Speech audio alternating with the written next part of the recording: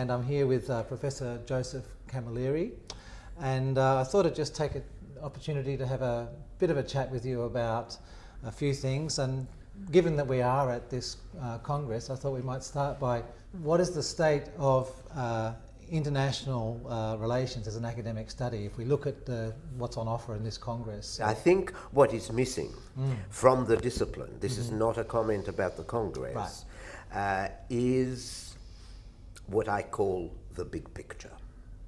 The big picture, I'm not saying it's missing from everyone, but I think we need more of it, because it is very important that each of us concentrates on some particular little piece of the jigsaw, no question. And then you can go into it in some depth. But to make sense of the little piece of the jigsaw, you have to have the big picture in front of you, otherwise you don't know where to place it. Yes. I mean, in a sense, that's what international relations ought to be striving to do. Absolutely. As its contribution to other disciplines. Absolutely. Yeah, I mean, it's hard. And this requires three things. Right. Three things are, you have to have the big picture across space. In other words, these days, given that we are in a period of profound transition, you need to have a global and planetary big picture, number one. Number two, you have to have a sense of historical development, evolution. So both across space and across time. How is it we're getting to where we are now? How do we place it historically? How does this transition that we appear to be going through make sense? And thirdly, you can't do it just by invoking the wisdom, remarkable as it is, of politics or political science, as it has sometimes been called. You need an interdisciplinary approach. Right. You have to appeal to the wisdom of as many disciplines as seem to be relevant to the particular subject area. And international relations can't be politics writ international. It has to include sociology, cultural studies, political geography, of course, history, philosophy, much else. Doesn't mean that you be an expert in all of those things, but you have to appeal to the expertise that is there and that might be relevant to proper analysis. I remember Hedley Bull once made an argument very similar to that. He said the case for a classical approach, which said we have to have that broader sense. I wanted to pick you up on this historical perspective because in recent years, international relations has been talking about engaging in a so-called non-Western turn. How are we tracking with that? Do you think we're getting towards what people are saying is a more genuine global history, or do you think we are still very much viewing it through a Western It is still, lens? excuse me, it is still overwhelmingly Western. And though we have many colleagues, scholars from the non-Western parts of the world, including at this Congress, they invariably use the tools, the methodologies that have largely been developed in the West. And particularly America. And they use the English language. Right. And if you look at their references and their bibliographies, overwhelmingly English language material. Excuse me, there's an awful lot happening in China, in Russia, and many other places that is very insightful. We better get onto it. I mean, but contemporary and historical. Your work has been, you've been very at the forefront for decades now of this inter-civilizational dialogue movement. I haven't really seen any sense of that kind of agenda here, but I understand you're working on that in your own way. Yes. But why do you think it's not gaining sustaining the traction in places like this when international relations academics gather? What's happening with that agenda? I think it's the legacy of the dominance of the West and the dominance of the two great centres of power within the West in the more recent times, Britain and then the US. And that filters through to academia generally and to our field in particular, because it is international relations where these two centres, imperial centres, have been dominant. So it makes sense. Yeah. But when you're going through a period of transition, which is seeing both a power shift and a civilizational shift, then you better adjust. Yeah. You can't live in the old imperial world of the past. No. It's gone. How's all this playing into the Australian national conversation? Are we on track in terms of understanding our part in the world, our region, and also these broader global dynamics that you're talking about? If we're looking at two levels, the policy level and the wider community level, the engagement, Australia's engagement with the world at the policy making level and then the community level. If you take the policy making level, I don't think they've moved much over the last 30 years in their thinking. By and large, it's just, if we're looking at the political class in particular, it's just continuing use of the slogans of several decades ago, seemingly unaware that there are seismic changes going on, not least in our neighbourhood, in our regions. So we are totally ill-prepared to respond to these changes creatively, imaginatively. And the only way you can do that is if you begin to have a truly independent framework of analysis.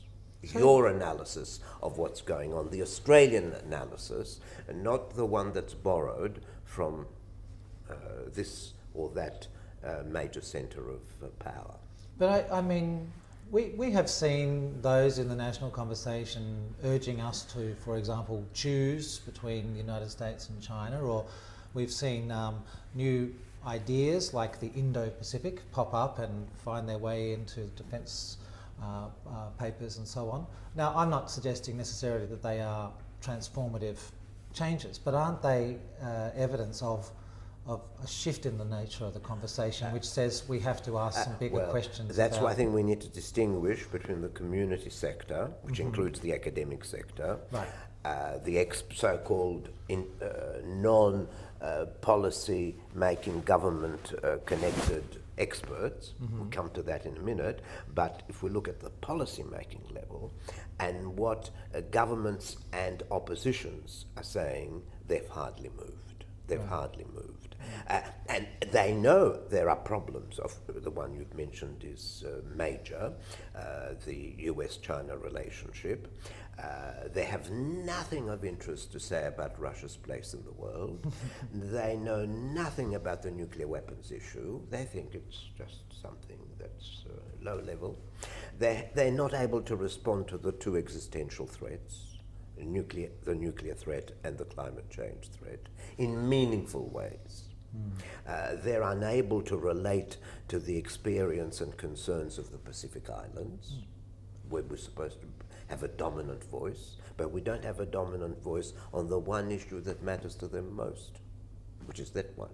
And if there were to climate change, you mean? Climate change. Yeah, and if there were to be 500,000 refugees from the Pacific Islands, what would we do? Yeah, or 20 million from the South Asia. Exactly. Bangladesh. So I think we tell a bit. We know. When I say we, I mean our policymakers know very little about global popular displacements and what Australia's role will be over the next 20 to 30 years. Or if they know a lot, they're remaining silent. Okay. How would you advise that kind of change, that intellectual and cultural change? What steps would you put in place, practical steps, to change the skill base and the perspective of these people? The political class won't move much until such time as the community has moved. The political class is reactive. It's the most reactive beast we have in most settings, social settings. There has to be community initiative. The community is multifaceted, but two areas are critical. Well, perhaps three. Let's make it three. Media, both conventional and social media. Education, right? Our educational systems at all levels. And thirdly, our community engagement with these issues. And on all three levels, it's poor at the moment. It's poor. Our educational system in schools, universities, don't really equip our younger generation to understand the global age in which Australia has to inhabit. Yeah, Richard Haas from the Council for Foreign Relations has talked about the need to cultivate what he calls global literacy. Yes. And they're developing various tools, training tools and simulation tools, scenario-based analyses as a way to get people into that conversation, but also to give them a sense of perspective as to how people have to make these difficult decisions. Absolutely. And I see that as one path. Yes. Do you think that's one thing that we Yes, could do more of in Australia? Absolutely. But it should be integrated into the curriculum at Right. every level, no matter what the discipline is or field of study, it should be integrated. And there needs to be massive retraining of our educators who are not up to the task. Yes, well, I would include myself into that, Okay. that challenge. So, and I'm talking about schools in particular, school teachers. Yeah. How could you impart something to the student if you yourself are not comfortable with it? So there needs to be a high degree of comfort. And then there's a major role for community organisations who I don't think are doing it anywhere near well enough. Development agencies who are dealing with humanitarian issues, development and so on. They should be relating it. I think they the should private have a sector story too. to tell. Yeah, I mean the private sector have a real stake in this. Yes. I mean insurance companies, for example, were way ahead of the curve because they understood climate change threats as a financial risk. And I think there's a really religious organisations Yeah. should have a lot to say about the major ethical issues of our time. Yep. What do we hear? Not much. No. Sexual abuse stories, which Yeah. are warranted, but there should be more to it than that. Right. Yeah. Well, look, thank you very much, Joseph. It's been always a delight talking to you, and I also enjoyed our nice dinner last evening. And there you gave me the most intriguing reading of Russia, but that's for another time. Thanks very much. Cheers. Wonderful.